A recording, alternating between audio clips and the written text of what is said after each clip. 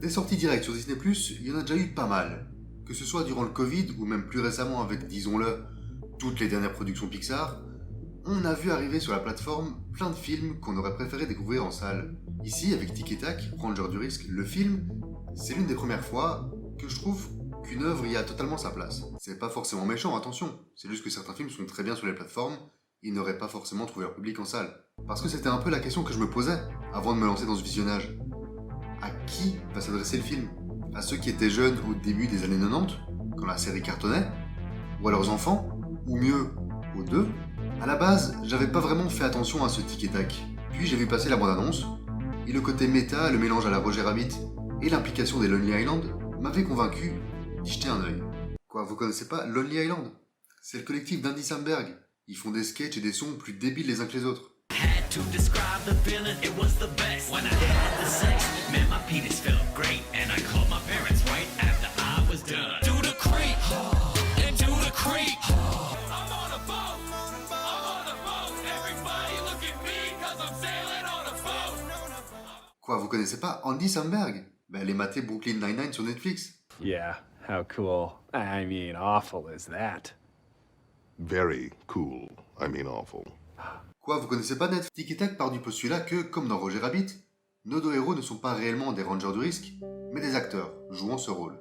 Et ça vaut pour tous les personnages de n'importe quel truc animé auquel vous pouvez penser. Vraiment, à ce niveau-là, c'est une orgie. Mais je vais y revenir plus tard.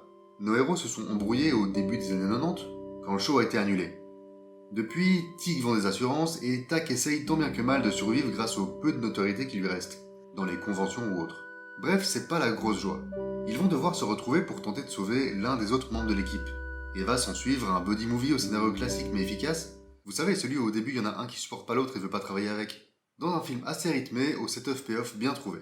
Ouais, sur le film en tant que tel, donc le scénario ou la mise en scène, il n'y a pas grand chose à dire. Par contre, sur la forme et les intentions, là il y a déjà plus de matière.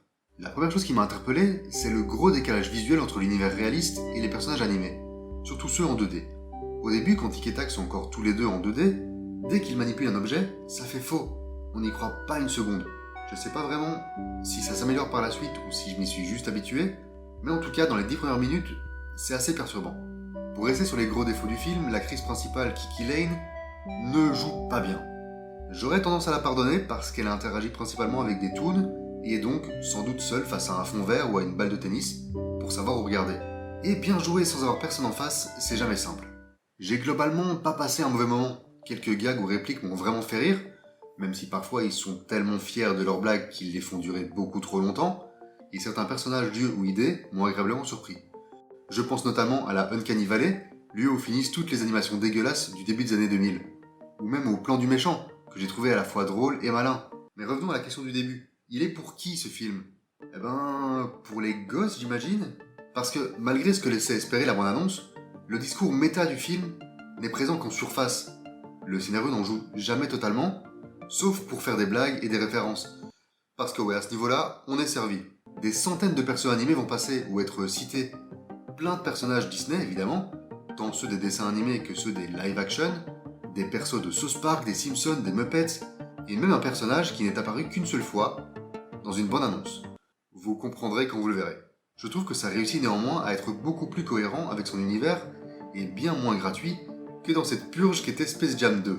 La seule chose qui m'a dérangé à ce niveau-là, c'est que dans un dialogue sur 5, ils se sont sentis obligés de name drop des personnages connus, comme Peppa Pig ou la Patte Patrouille.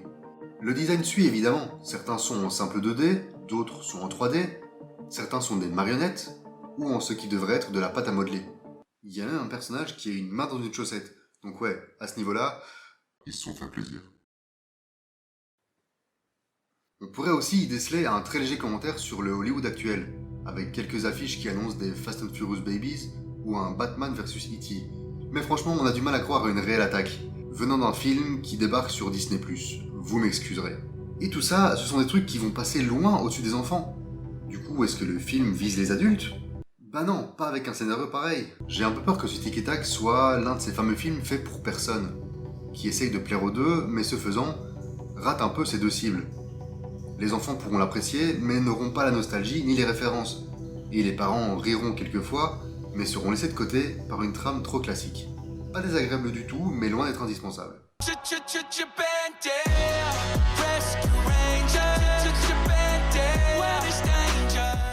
Allez, à dans quelques jours pour le ciné-pop sur le Dark Knight.